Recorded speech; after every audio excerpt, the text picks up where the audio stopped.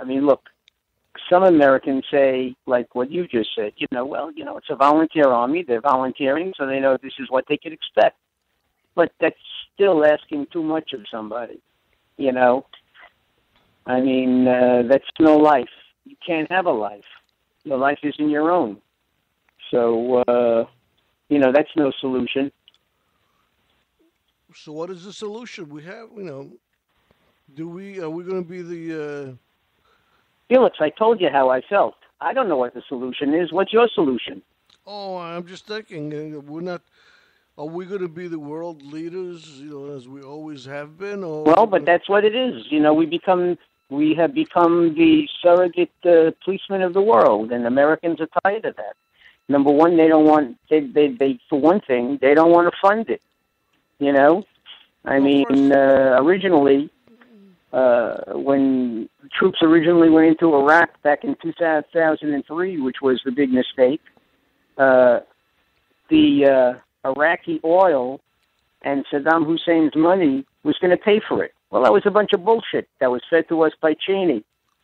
The only one who made money on that war was him, because he was with Halliburton. Even though his shares and everything were put into trust. Okay? I agree with you. You're making general statements that the people are tired No, of. I'm not. Yes, you are. I'm stating fact. People are tired of it. How do you, he made money. I'm not talking about him. I'm talking about before. You said people are tired of the war. People don't want to do this. People don't want to do this. We don't know what people want. We haven't taken any polls of anybody at all, I don't think, about these things. Okay, Felix. You don't want my opinion? You don't want me to talk about it? I'm asking you. We're talking. I'm asking you, it's your opinion, obviously, that you don't think we should do it, but I don't know. No, Felix, if you were to talk to 10 Americans would tell you they're tired of war. Period. End of story. And especially if they have sons or daughters who are in the military. Okay? I don't know that. I don't know what people are like in the Midwest, down south. I have no idea. Maybe I talk to more people than you. You might. I'm not saying you don't. I'm telling you is I don't know what how people feel about it 100%. I'm sure there's a lot of people who. I read Time magazine. I read Newsweek. I read 1 or 2 papers a day. I watch all the news programs. Believe me, I've seen and heard what people are talking about, and they're sick and tired of war. I'm not saying they're not sick and tired of war. This was never a good war to begin with. Okay, and Bush got us in way over our heads. But we have to face the facts. And while Obama is trying to, draw down troops, he keeps adding troops. Now we're leaving a certain number of troops in Afghanistan. For what? Well, we agreed, I think, 13,000 all along to leave there. 14,000. That was the plan. Hey, listen. Once Al Qaeda and ISIS and all the rest of them get wind of the fact that we're only staying for a certain amount of time. So they lay low, okay? And then as soon as we leave, they start all over again. Well, maybe we shouldn't give people timelines on what we do and let people know that what we're doing. Why should we tell ISIS that we're never going to have troops and boots on the ground?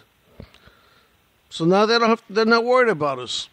We're not a threat to them. Oh, I don't know. I think we're a big threat to them. And they know that public opinion is against any kind of boots on the ground, and that's why they're not afraid. And, you're talking about fighting people who they don't believe in anything like the Geneva Convention and prisoners of war. Any prisoner of war risks the chance of getting beheaded. Well, first thing, it's not a war. They're not a country.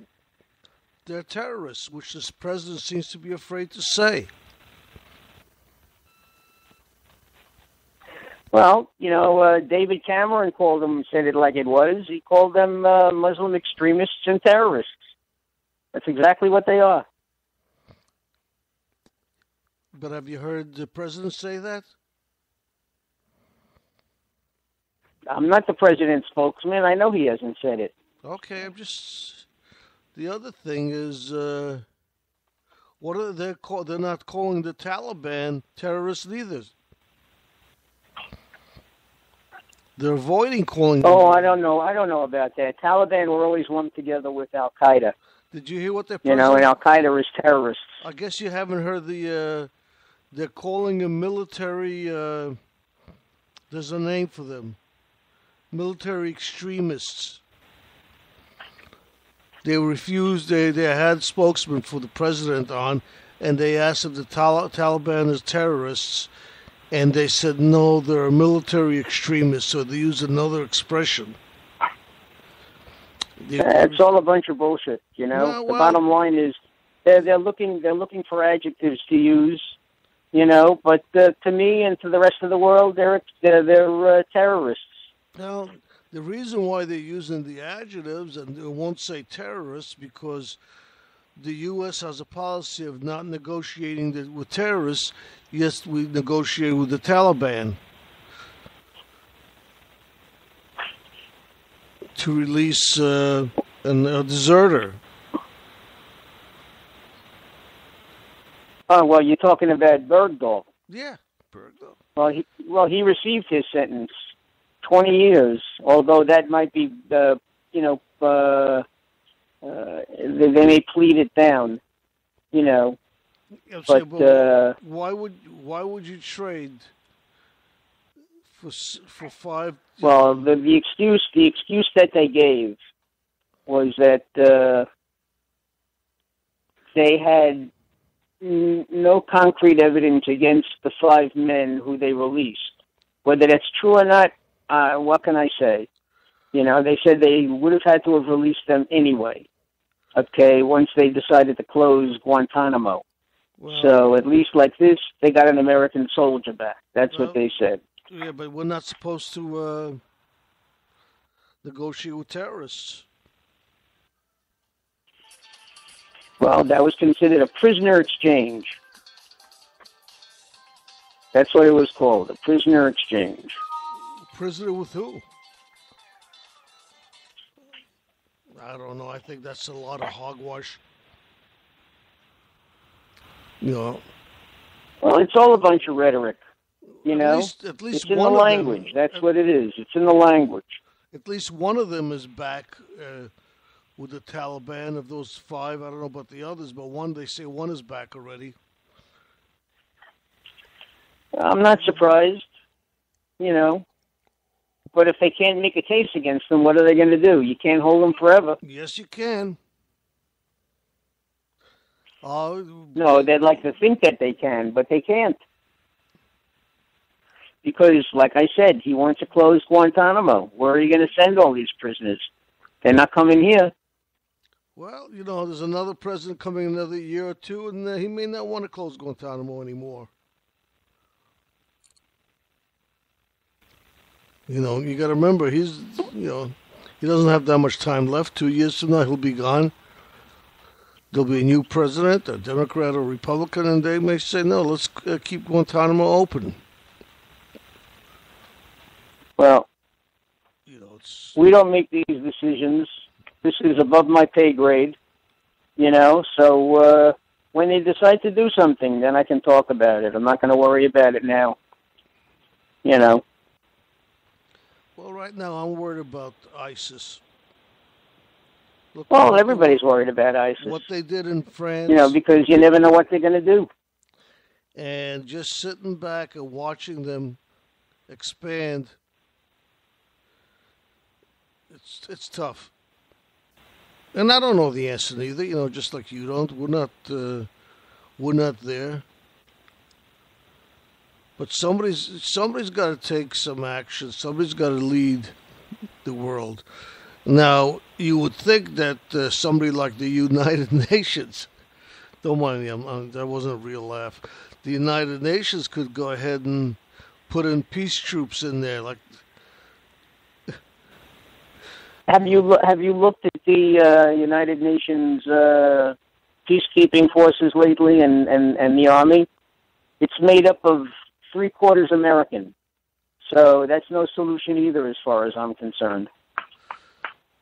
Uh, You know, what they need is a coalition of Middle East countries to take on this fight themselves, because this is not a Western war. This is a Middle Eastern war.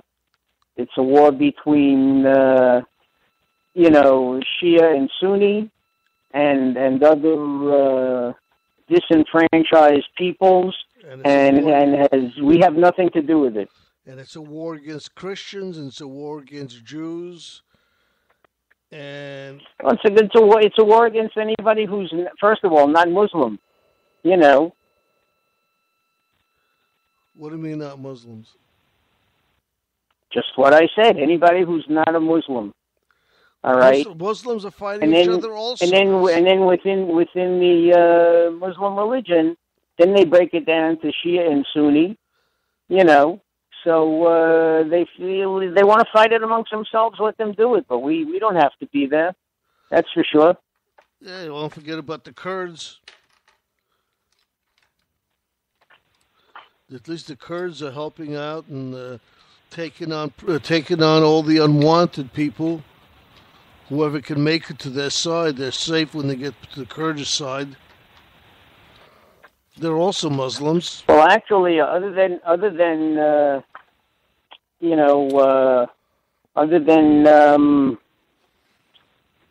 whatchamacallit,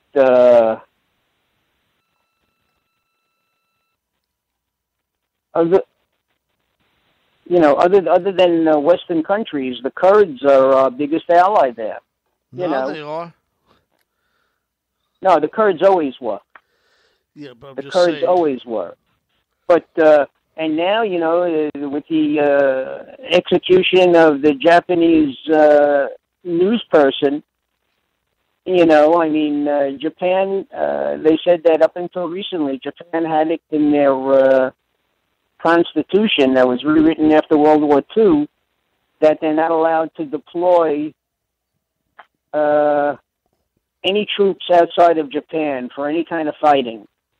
Okay, and I think that ban was just lifted about a few years ago. Okay, so they're saying, well,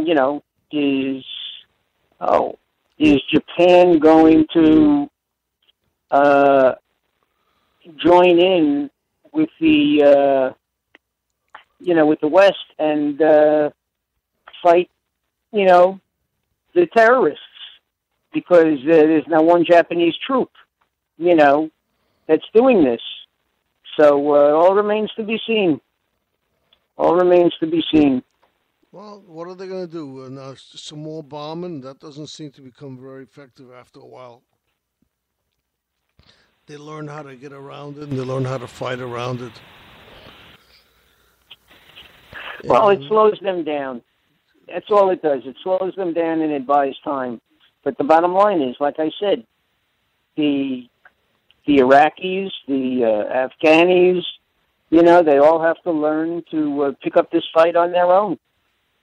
There's really no Syrian army left anymore. I don't know who's fighting for Syria, but nobody that we can trust. But the bottom line is, this is their war, not our war. Well, there's still a Syrian army. I don't know who they are, but there still seems to be a Syrian army. I don't think there is one. I really don't. I mean, let's face it. Originally, disenfranchised Iraqis and Syrians and Baathists, these are the people that formed ISIS because they felt that they had no say in whatever governments were being set up. And of course they blamed America, so they call themselves ISIS or ISIL, and that's how they started. But in Syria, you've still got the dictator still there. He hasn't left. He's still got an army. He's got an air force. Well, he has an air force, yes, because they're also holding a Syrian pilot. I don't know how much of an air force he has left, if you want to know the truth. I don't know neither. I don't know. I'm not sure what he has, but He's still got half the country's his, and they're not making progress any much further into him. I don't think into his